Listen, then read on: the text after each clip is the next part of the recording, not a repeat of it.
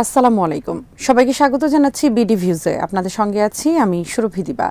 তুরস্কের জনপ্রিয় TV series সুলতান সুলেমান বিশ্বের বিভিন্ন দেশে নানা ভাষায় ডাবিং করে প্রচারিত হয়েছে।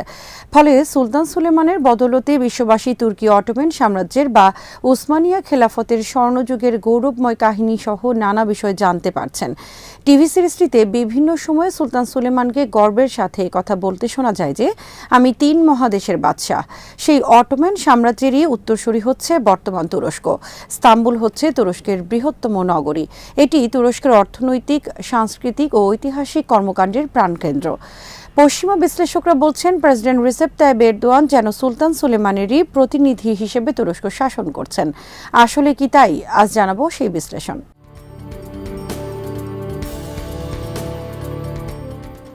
সুলতান সুলেমানের আমলেই অটোমান সাম্রাজ্য সবচেয়ে বেশি সম্প্রসারিত হয়েছিল। তিনি একের পর এক যুদ্ধে জয়লাভ করে বিশ্বের 3টি মহাদেশে তার সাম্রাজ্যের বিস্তার ঘটিয়েছিলেন। বলকান অঞ্চলসহ দক্ষিণ পূর্ব ইউরোপের বেশিরভাগ এলাকা ও মধ্য ইউরোপের একাংশ, এশিয়ার পশ্চিমাঞ্চল ও উত্তর আফ্রিকা পর্যন্ত তার সাম্রাজ্য বিস্তার লাভ করেছিল। আর ইস্তাম্বুল নগরী ছিল অটোমান সাম্রাজ্যের কেন্দ্রবিন্দু।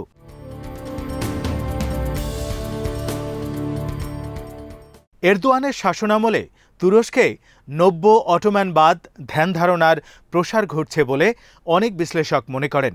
এরদোয়ান এশিয়া, ইউরোপ ও আফ্রিকার বিভিন্ন অঞ্চলে তুরস্কের প্রভাব বাড়ানোর চেষ্টা করছেন। মুসলিম বিশ্বের নেতা হিসেবে নিজের ইমেজকে প্রতিষ্ঠিত করার জন্য অবিরাম চেষ্টা করে যাচ্ছেন। তিনি অনেক ক্ষেত্রেই আক্রমণাত্মক পররাষ্ট্রনীতি অনুসরণ করছেন, এমনকি কোনো কোনো অঞ্চলে সামরিক হস্তক্ষেপও করেছেন।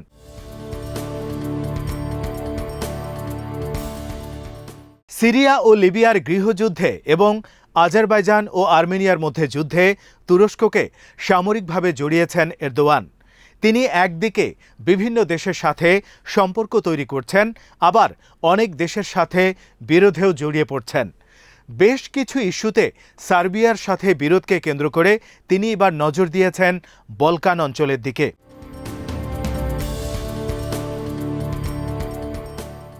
বলকান অঞ্চল বলতে দক্ষিণ পূর্ব ইউরোপের একটি ঐতিহাসিক অঞ্চলকে বোঝায়। বুলগেরিয়া থেকে পূর্ব সাইবেরিয়া পর্যন্ত বিস্তৃত বলকান পর্বতমালার নাম থেকে এই অঞ্চল বলকান নামে পরিচিত হয়ে উঠেছে। তুরস্কের eastern Thrace, Serbia, Bosnia Herzegovina, Kosovo, Montenegro, Croatia, Macedonia, Slovenia, Bulgaria, Albania, Greece এবং হাঙ্গেরি ও রোমানিয়ার অংশবিশেষ নিয়ে বলকান অঞ্চল গঠিত হয়েছে।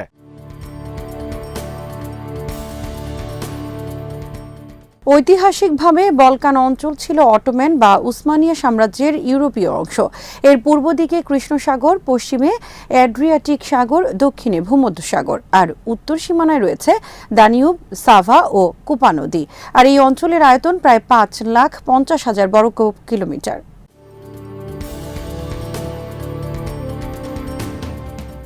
গত জুলাই মাসে তুরস্ক শাসিত উত্তর সাইপ্রাস সফরের আগে প্রেসিডেন্ট এরদোয়ান সার্বিয়াকে একটি অপ্রত্যাশিত বার্তা দেন। তিনি বলেন, কসোভোকে একটি স্বাধীন রাষ্ট্র হিসেবে স্বীকৃতি দেয়া দেশের সংখ্যা বাড়ানোর চেষ্টা করবেন তিনি। এজন্য বিভিন্ন দেশের সঙ্গে তিনি দেন দরবার করবেন।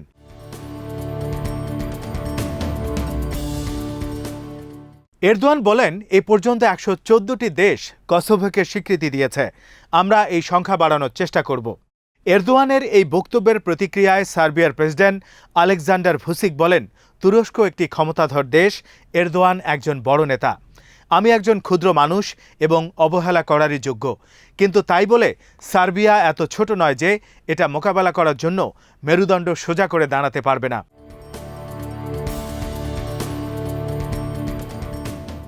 সার্বিয়ার উদ্দেশ্যে দেয়া এরদোয়ানের বক্তব্যই কিন্তু বিষয়টির সমাপ্তি ঘটেনি। সম্প্রতি তুরস্কের প্রতিরক্ষা মন্ত্রী হুলুসি আকর একটি নৈশভোজের আয়োজন করেন। এতে কসোভোর প্রতিরক্ষা মন্ত্রী আরমাদ মেহেদ ছাড়াও ইউক্রেন, জর্জিয়া, আজারবাইজান ও লিবিয়ার প্রতিরক্ষা মন্ত্রীরা অংশ নেন। সেখানে মেহাজ কসোভোকে স্বীকৃতি দিতে ইউক্রেন, জর্জিয়া ও আজারবাইজানের প্রতি আহ্বান জানান।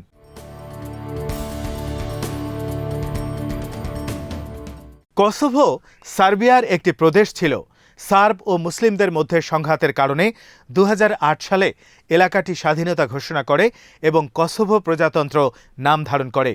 রাজধানী ও বৃহত্তম নগরী প্রিস্টিনা।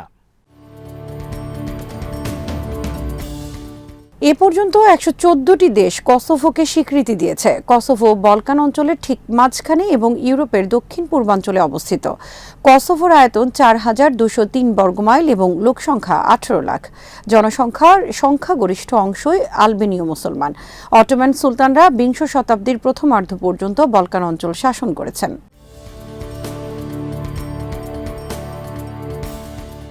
তুরস্ক বলকান অঞ্চলে তার প্রভাব বাড়ানোর চেষ্টা করে আসছে অনেক দিন ধরেই। তারই অংশ হিসেবে সাম্প্রতিক বছরগুলোতে সার্বিয়ার সাথে তুরস্কের সম্পর্ক অনেক গভীর হয়ে ওঠে। কিন্তু হঠাৎ করেই এই সম্পর্কে ভাটা পড়ে সার্বিয়ার সাম্প্রতিক কিছু কর্মকাণ্ডে।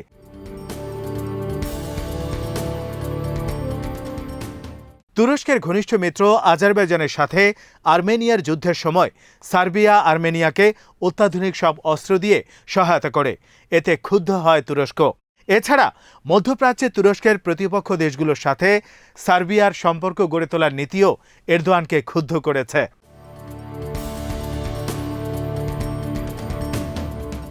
সাবেক মার্কিন প্রেসিডেন্ট ডোনাল্ড ট্রাম্পের মধ্যস্থতায় সার্বিয়া ও কসোভো জেরুজালেমে নিজেদের দূতাবাস খুলতে সম্মত হয়। এছাড়া মধ্যপ্রাচ্যে তুরস্কের বৈরী দেশ সংযুক্ত আরব আমিরাতের সাথেও ঘনিষ্ঠ সম্পর্ক তৈরি করেছে সার্বিয়া। কিন্তু তুরস্ক ও আমিরাতের সাথে সম্পর্কে ভারসাম্য বজায় রাখতে হিমশিম খাচ্ছে সার্বিয়া।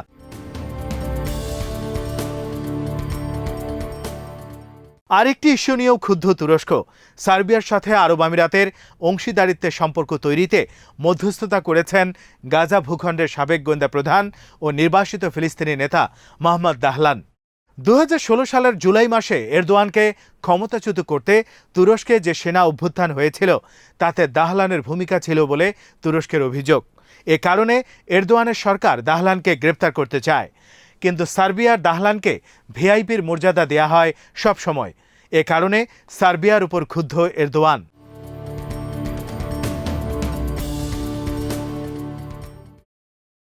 মিশরের সাথেও তুরস্কের সম্পর্ক খুব একটা ভালো না। এরদোয়ানের ক্ষোভের আরেকটি কারণ হচ্ছে মিশরের প্রেসিডেন্ট আবদেল ফাত্তাহ আল সিসিকে সম্মানসূচক ডক্টরেট ডিগ্রি প্রদান করে সার্বিয়া।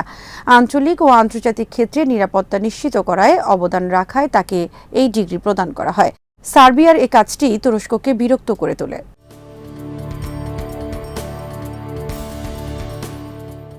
দুই দেশের মধ্যে যে বিষয়টি নিয়ে সম্পর্কের আরও অবনতি ঘটে সেটি হচ্ছে গ্রিক সাইপ্রাসের সাথে সার্বিয়ার প্রতিরক্ষা সহযোগিতা সম্পর্ক গড়ে তোলা।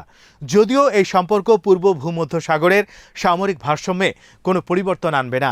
2 বছর আগে সাইপ্রাস সার্বিয়ার কাছ থেকে 24টি B-52 নোরা কামান ও 8টি আর্মার্ড মাল্টিপারপাস কম্ব্যাট ভেহিকল কিনেছে। সাইপ্রাস সার্বিয়ার কাছ থেকে আরও অস্ত্র কেনার জন্য আলোচনা চালিয়ে যাচ্ছে।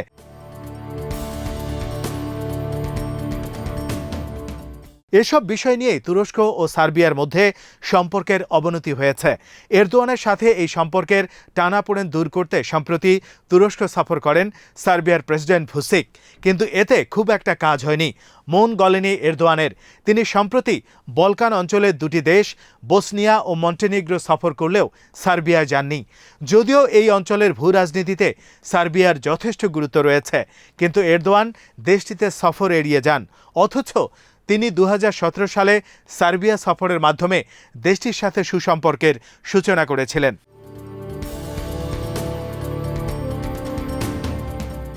কসোভোর মুসলিমদের সাথেও তুরস্কের উষ্ণ সম্পর্ক গড়ে উঠেছিল অনেক আগেই। 1990-এর দশকে বসনিয়া ও কসোভোতে সার্ব মুসলিম জাতিগত সংঘাত শুরু হলে তুরস্ক কসোভোর আলবেনীয় মুসলিমদের পাশে দাঁড়ায়। তুর্কি গোয়েন্দা সংস্থা MIT কসোভো লিবারেশন আর্মির সদস্যদেরকে তুরস্কের ইজমির সামরিক ঘাঁটিতে এনে প্রশিক্ষণ দিয়েছে। এক্ষেত্রে অবশ্যই একটি ঐতিহাসিক প্রেক্ষিত রয়েছে।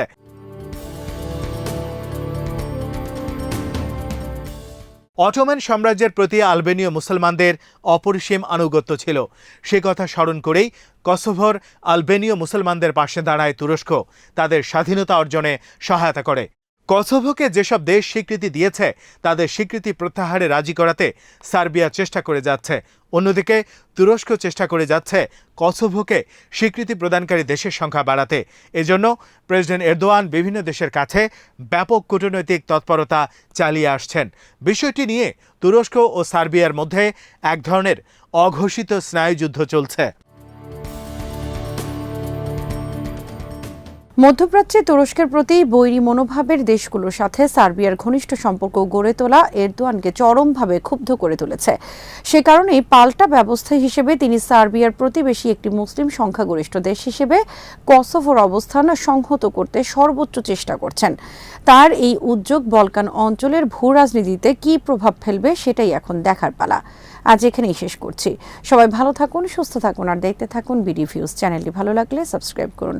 সংযুক্ত থাকুন আমাদের ফেসবুক পেজে। আল্লাহ হাফেজ।